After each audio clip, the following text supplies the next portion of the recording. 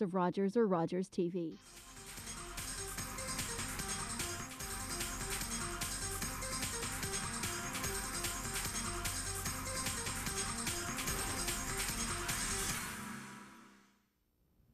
Hello and welcome to Talk Local. I'm your host Urs here, and we are going to be talking about the conflict that is going on in Burma.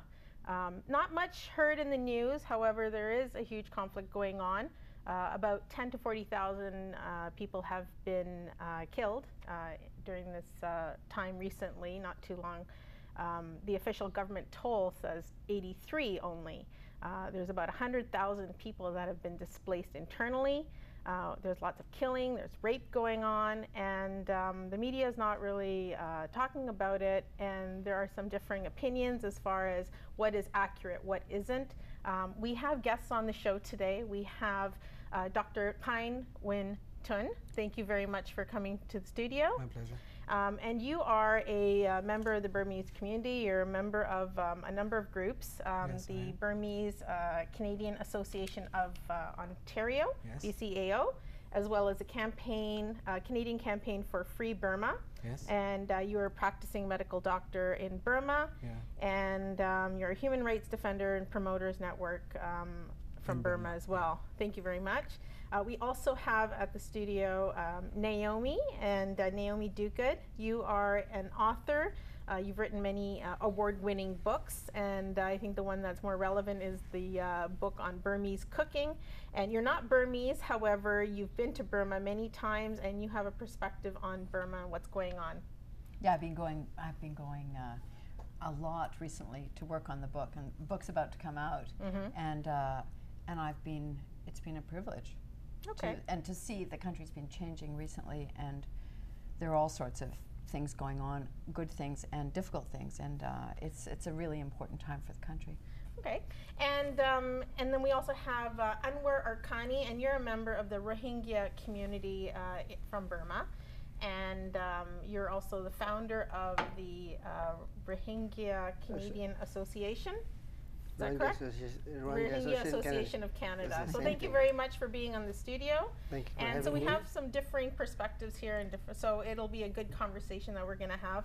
I do want to remind our viewers that this is a call-in show, so do call us and share your thoughts. 905-848-5483. That's 905-848-LIVE. We will continue the show. So maybe just shed a little bit about how you're connected to the conflict in Burma. I'm going to ask Dr. Tun first. Thank you. Well, I'm from Burma. I'm Burmese, so I'm just connected to the issue, and the pain and the suffering that is going on around there is just unacceptable. It definitely affects anyone who's from a different country living here. You're living here, but your heart and your mind is connected to what's going on back home. Yes, exactly. Is there a big community, a Burmese community here? Here, no. It's a smaller community? Yeah, you might call us minority here. Okay. Like, how big is a minority?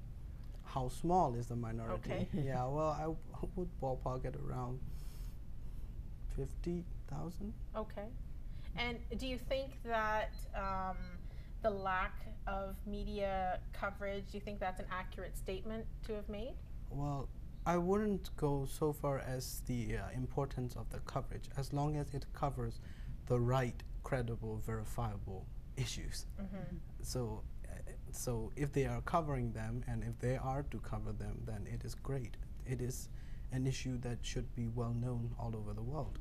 Okay, so I'm going to ask you a little bit more about what should be covered and what isn't being covered a little bit later. I'm going to go over to Naomi. So Naomi, tell me a little bit about how you're connected to what's going on in Burma today. Well, I've been, I first went to Burma in 1980, but I've been going to the country regularly to work on this book, which is about food and culture and has stories and so on. And so in the course of that, when I first went for the book 3 years ago, Burma was a completely totalitarian state and a lot of political prisoners, and since then there's been a liberalization, a lifting. We've all read about Aung San Suu Kyi coming out of house arrest. There have been some elections, But in the course of those changes, there and sort of all the optimism about where Burma's headed, there's also been sort of hidden in that news and so not covered, two big conflicts. And one of them is the ongoing pain and suffering that flares up more sometimes than other times with the Rohingya, which takes place mostly in the area near the border with Bangladesh, so in northwestern Burma. And there's also enormous difficulty in northern Burma, in Kachin state. And both of those, because the state has been totalitarian for so long, there aren't ways of problem solving that involve conciliation and negotiation. So everything is kind of done in a kind of military, kind of almost colonial, top-down way. And people don't have the skills even to discuss. And I'm not speaking I'm not speaking negatively about people. Education?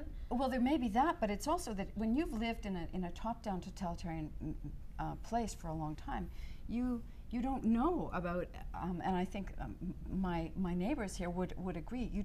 You lose track of what it's like to negotiate or to have your voice heard. Speak in a more civilized, rational, and I mean, we know here how we can get frustrated when things don't go our way politically. But imagine if you've never had any right to express yourself, or it's been dangerous.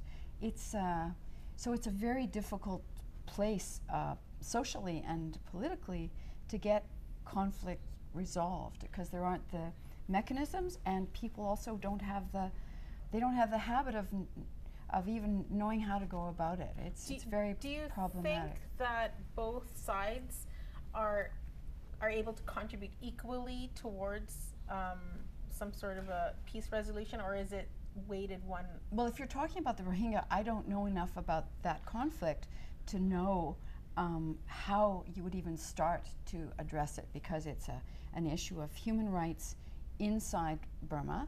There's also a huge refugee population in Bangladesh. There's international issues with the Bangladeshis. There are Rohingya who've taken to boats and find themselves in Malaysia. I mean, but the start point, it seems to me, the small thing that I think I understand is that a lot of the Muslim population, and Rohingya is the word applied to many of the Muslims in the western part of Burma, don't have full citizenship rights, even though they're born in the country. So and that's a start point for, that's a place that could get fixed, but then there's a whole lot of communal issues that need to get sorted out otherwise. So that's a good segue for me to ask you to introduce yourself and tell me how you're connected and what your perspective is as far as what's going on there. And maybe you disagree with something that was said earlier. Yeah, you may disagree with what I said, Anwar, because you know way more than I do. Actually, so far, there's nothing to disagree for me. If I were to introduce myself, of course, my name is Anwar Arkani.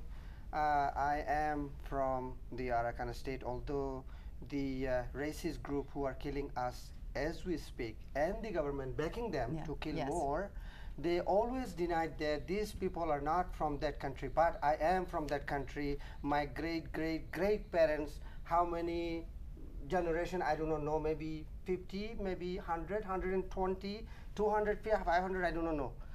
All of them are there. So I am from that land.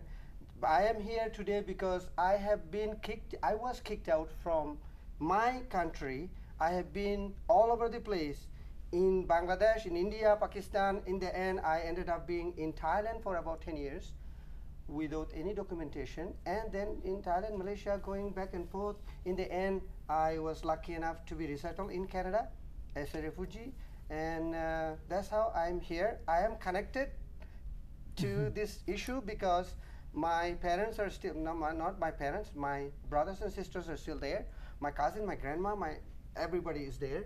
And my father was killed in 1978 pogrom. It was called Nagaming operation, carried out by Ne Win, dictator. And my father was killed at that time. In this conflict, my wife lost 43 of her family members and relatives. That's how I am connected. I am also a human rights activist, and I've been advocating for human rights in Burma as far as I remember, since I was a teenager. I don't have anything in mind like, oh, you are Christian, you are Buddhist, you are Hindu, you are Muslim. Nothing like that. Somebody is oppressed, that is not right. If I have a chance, I go and speak there. This is not right, stop doing it. So just to maybe clarify what you said earlier, you said that you're not Bangladeshi, but I think what the government is saying is that a lot of the Rohingyas are from Bangladesh and they've come over, but you're saying that you're not from Bangladesh, that you are generations from Burma. Yeah, I actually didn't mention the word I'm not Bangladeshi because I don't need to say it. I am Burmese. Burmese government, the logic point of Burmese government, as well as all those races, they do not want to see us in that part of the land. They say we are from Bangladesh because we dress like Bangladeshi, we have the religion similar to Bangladeshi, we talk like Bangladeshi. Well, if that analogy applies to us, similarly that analogy should apply to the Chin, who are the same community. There's a group in India called Mizo, and in Burma they call Chin. The same community, same language, same religion, all of them are Christian, or 99% of them are Christian, and they wear same thing, they speak same thing, they sing same thing, they do same thing. And similarly, Kachin and Chinese from China, same. It all depends on where the country borders, right? Because Yes, then you resemble, if you're bordering example, China, you resemble Chinese exactly. people more. If you're And then, for example, in Shan state, Shan is called Thai. Thai, even in Thailand, they call Thai, I mean big Thai. Okay. So this Shan and Thailand, the same community.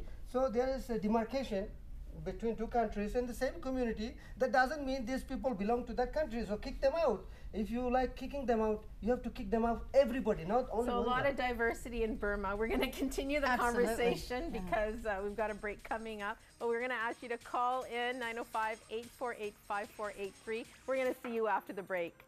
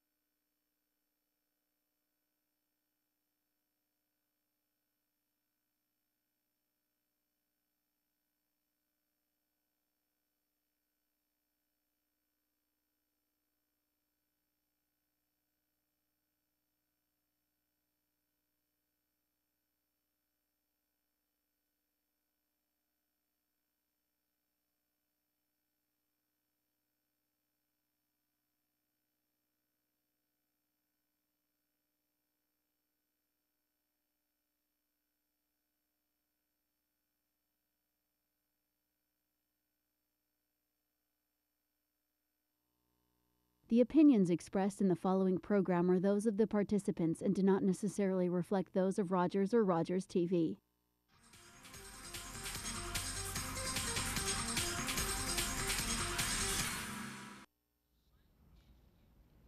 Welcome back to Talk Local. We are talking about the situation that's happening in Burma. There's a conflict. There seems to be a conflict in Burma, in the state of Arakan, the state of Kitchen, and we have guests at the studio from Burma.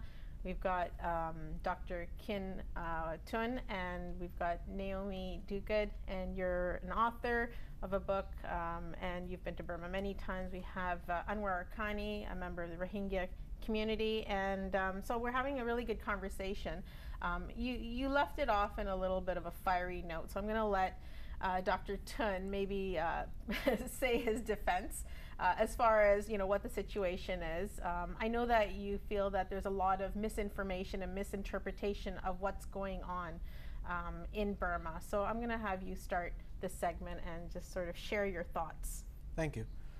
First of all, as a fellow human rights activist, I couldn't, sympathize more with Mr. Arkani, because our nation, our Burma, is a multicultural, diverse country.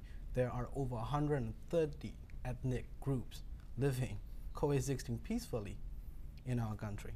So that says a lot about Burma, over peaceful coexistence. And to pick up on what you have said about the misinformation or misinterpretation, that is exactly what is going on here. Mr. Arkani said that he has been Burmese, and he's, from his note, he's proud to be Burmese. Yes, and the situations happening in cities, famous for like Maungdaw or Buthidaung, or even the capital Sitwe. The majority are, I would say, so-called Rohingya ethnicity. They exist there, population-wise, like over 90%. So they are there. We're not denying that they are not there. But however,